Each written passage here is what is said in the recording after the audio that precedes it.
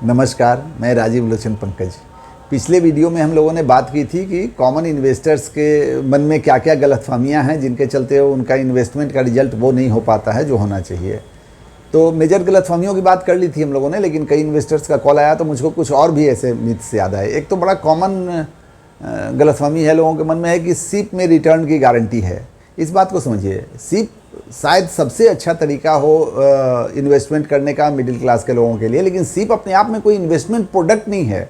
Investment product mutual fund है जिसमें आप दो तरीके से पैसा डाल सकते हैं। एक को हम लोग वन टाइम या लमसम बोलते हैं, दूसरे को सिस्टमेटिक इन्वेस्टमेंट प्लान या सिप बोलते हैं। तो सिप अपने आप में कोई प्रोडक्ट ही नहीं है कि जहाँ रिटर्न हो नहीं हो, प्रोडक्ट म्यूचुअल फंड है और उसमें भी रिटर्न की कोई गारंटी नहीं होती है।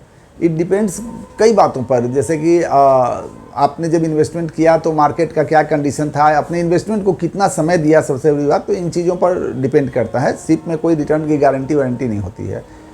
दूसरी गलतफहमी तो बहुत ज़्यादा है कि मंदी के बाजार में सिप रोक देना चाहिए। ये बहुत लोग करते हैं, खासकर यंग जनरेशन के लोग, वो लोग जो डायरेक्ट इन्वेस्टमेंट करते हैं, जिनको कोई बेहतर एडवाइज़र हैंड होल्डिंग करने के लिए नहीं है। ये तो जानलेवा गलतफहमी है, क्योंकि ठीक उल्टा है। मंदी के बाजार में आपको अपना इन्वेस्टमेंट अमाउंट बढ़ा देना चाहिए। आप गौर से सोच के देखिए कि आप सिप के थ्रू या जैसे भी इन्वेस्टमेंट कर रहे हैं तो आप जितनी रकम हर महीने निकाल रहे हैं, इन्वेस्ट कर रहे हैं, उसके बराबर में आपको यूनिट मिल रहा है। अगर बाजार नीचे चला गया, मंदा हो गया, तो उसी रकम के बदले में आपको ज़्यादा यूनिट मिलता है। तो मंदा हुआ बाजार तो इन्वेस्टमेंट बढ़ाना चाहिए। ठीक उल्टा है, कई लोग प्रॉपर अगर गाइडेंस नहीं है तो अपना सिप बंद करने की बात सोचते हैं। तीसरी गलतफहमी हमको लगता है कि ये भी बड़ा कॉमन है कि सही समय पर इन्वेस्टमेंट करना चाहिए इक्विटी में। कोई भी माई का लाल नहीं है जो शेयर बाज़ार में टाइमिंग कर दे कि कहाँ से शेयर बाज़ार बढ़ना शुरू होगा, कहाँ तक बढ़ेगा, गिर के कहाँ तक जाएगा। सही टाइम का इंतज़ार मत कीजिए इन्वेस्ट करने के लिए। इसकी जगह पर अपने इन्वेस्टमेंट को टाइम दीजिए, मतलब लंबे समय के लिए इन्वेस्टमेंट कीजिए, टिके रहिए, यकीन मानिए कि रिटर्न बढ़िया बनेगा। मार्केट को टाइमिंग करने की गलतफहमी से बाहर निकलना चाहिए। एक और मैं देखता हूँ बहुत लोगों को कि फंड या एसेट क्लास बड़ा फ्रीक्वेंटली चेंज करते हैं।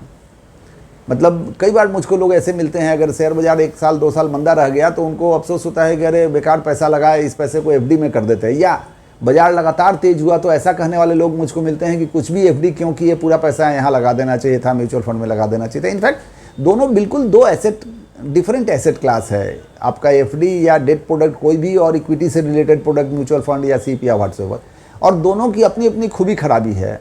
एफडी इमरजेंसी फंड के तौर पर द बेस्ट प्रोडक्ट है। तो चूंकि शेयर बाजार 2 साल तेज हुआ, म्यूचुअल फंड में जो पैसा लगाया उसमें बहुत ज़्यादा रिटर्न बनाया, इसका मतलब ये थोड़ी है कि अपने एफडी के पैसा को भी वहीं डाल देना चाहिए था। तो इसी तरह से इससे भी ज़्यादा मैं ऐसा देखता हूँ कि कई इन्वेस्टर हैं जो पोर्टफोलियो देखते वक्त अगर संयोग से पिछले 1 साल में या 1.5 साल में स्मॉल कैप फंड ने ज़्यादा रिटर्न दिया है तो उनको लगता है कि लार्ज कैप में कुछ भी पैसा क्यों लगाया, पूरा पैसा स्मॉल कैप में लगा, अभी से बदल देते हैं भैया, लार्ज कैप का पैसा निकाल के स्मॉल कैप में कर देते हैं। ये सब बड़ी बेवकूफ़ी हो सकती है इन्वेस्टमेंट को। अगर आपका एडवाइज़र थोड़ा भी जानकार है तो उसने जब पोर्टफोलियो डिज़ाइन किया होगा आपके लिए तो आपकी बातचीत से उसने तय किया होगा कि कैसे एलोकेशन किस प्रोपोर्शन में करना है, लार्ज में कितना ले जाना है, थीमेटिक में कितना ले जाना है। तो पोर्टफोलियो रीबैलेंसिंग जरूर होनी चाहिए, रिव्यू होना चाहिए, बट इसका मतलब ये नहीं है कि किसी खास सेगमेंट में तेज़ी आई तो हमको भी बदल के उसमें चले जाना चाहिए।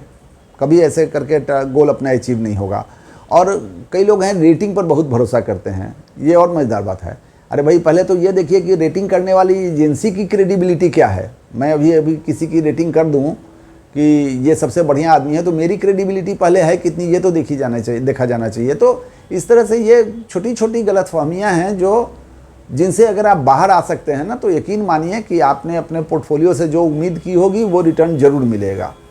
ओके, मेरे ख्याल से मेरी बात क्लियर है। अगर और कुछ जानना हो तो ज़रूर हम लोग को कांटेक्ट करें, और हमारे वीडियोज़ अच्छे लगते हो तो हमारे चैनल को सब्सक्राइब कर लें। Thank you.